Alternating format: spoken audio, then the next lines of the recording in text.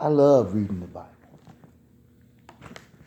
I love reading the Bible because the Bible is filled of stories and palettes and life lessons from other people that help us grow.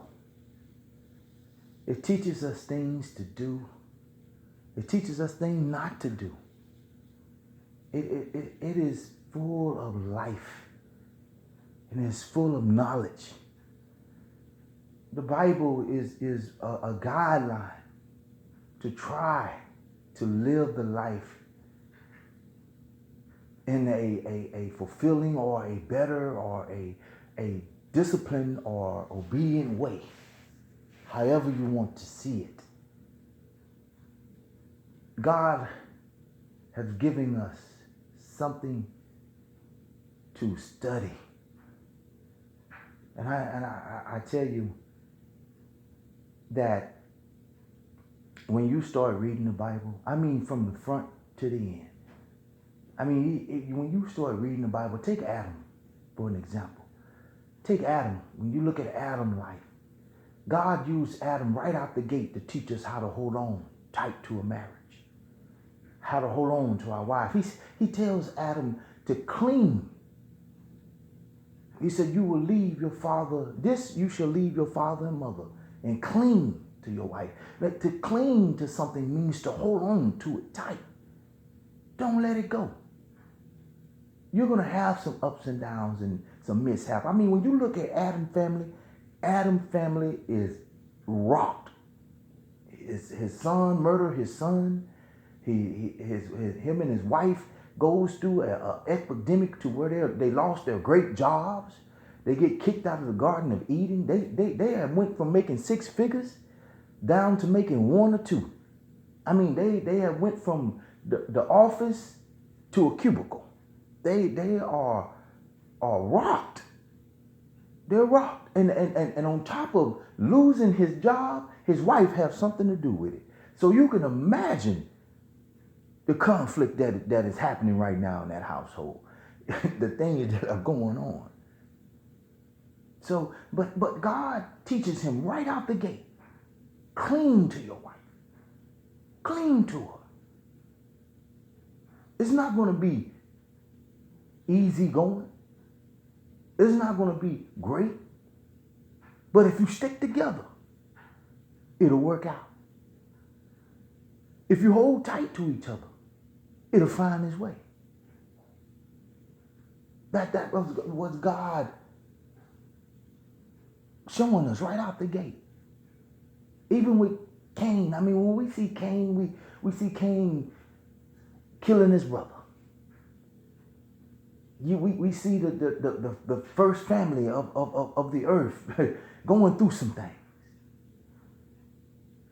But God also is dealing with him with his anger. Teaching him, trying to teach him how to master his anger, control his anger. He tells him, if you don't control your anger will control you. You've got to master this thing. It shows us right out the gate. When I read it, I like you. You need to read it, because when I read it, I see the first neglected child, full of anger, full of venom. He's just like his daddy. I mean, when you read the story, he's identical to his daddy. He get kicked out of the garden. His daddy get kicked out of Eden. He's a tiller of the ground. His daddy's curse from God is to till the ground. His daddy lied about what's going on. He's pointing fingers. He won't accept the fact that he ate a forbidden fruit. This boy tells a lie. He can't accept the fact that he bought something to God that wasn't acceptable. He can't accept that. He can't accept the fact that he killed his brother. There is a lot there. And if you look at that in today's language, that put us towards who we were, who we are. Kids that are lost, walking around with their pants down, but no one there to teach them. I mean, nobody showed Cain how to bring a gift to God. Nobody did. His daddy didn't, because his daddy never made an offering to God. Cain and Abel first gift was the first gift ever given to God. So who taught him how to bring the best to God? Who showed him what to do? So that I'm telling you. And then you look at young kids today, you be like, who teaching this young man? Who telling him how to pull his pants up? Who's showing him this is how you conduct yourself in the right arena? It is so full of information. So full of information. Because you find God dealing with a young man and his anger. Because the Bible scholar said Cain and Abel are nowhere, they were between the age of 14 and 18. So they're young. They're young. So here you got this young man anger. What got him angry? Because when you read the story, there's a lot missing there. There's a big gap missing there. So in my mind, it to me is what God does to have us to conversate, to get us to talk about what is happening, what is going on. It's a great Bible study lesson. It could go on for months, because it leads you what happened there to where these young men will want to get together and or come together to make a gift to God, and not knowing how, and not knowing what is acceptable and what is not. I mean, we know that God accepted Abraham's gift but turned from Cain. But who taught them how to do that? What inspired them to get to that point to where they want to do that? And where did Cain's anger come from? What generates his anger? What sparks it? Is he just born an angry child? Or is it incidents that leads up to this moment?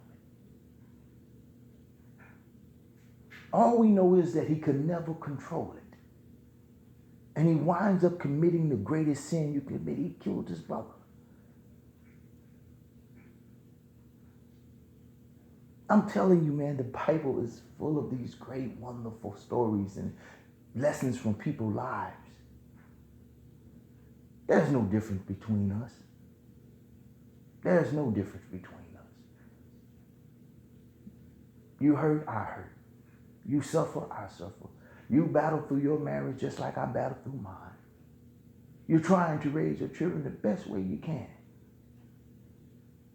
just like we are.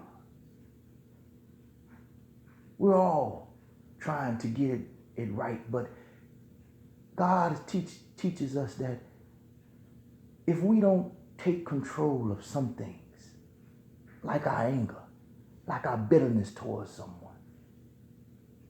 it will cost us something that we are not willing to pay. Because when God deals out the punishment to this young man, he said, your punishment is more than I can bear. Because he tell him he can't till the ground no more. You can't farm the ground no more. And he's a farmer. He said, you took away my livelihood. He tells him that he got to go. The young man said, now you take your presence away from me. Now you're leaving me, Lord. He said, I'll be out there and I'll be at the hands of my enemies. Well, not my enemies. Anybody can kill me. He says, anybody can kill. That's what he says. He said, anybody can kill me, Lord. And what he meant by that is that what happens when my mom and dad have more children? Right now, it was just two of us. It was just Cain and Abel. And I took care of Cain, of course.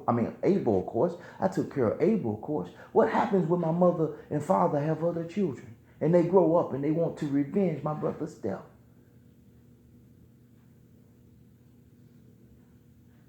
Look at God showing his sympathy for him, his empathy for him. Look at God putting his mercy on this child. He said, I won't allow it. He said, anybody that touch you will be punished 7 times over.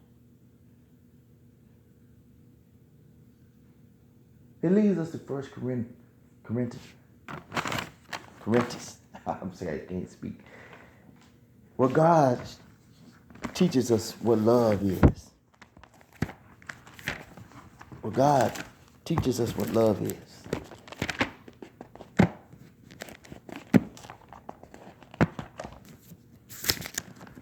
It leads us there to where God teaches us what love is.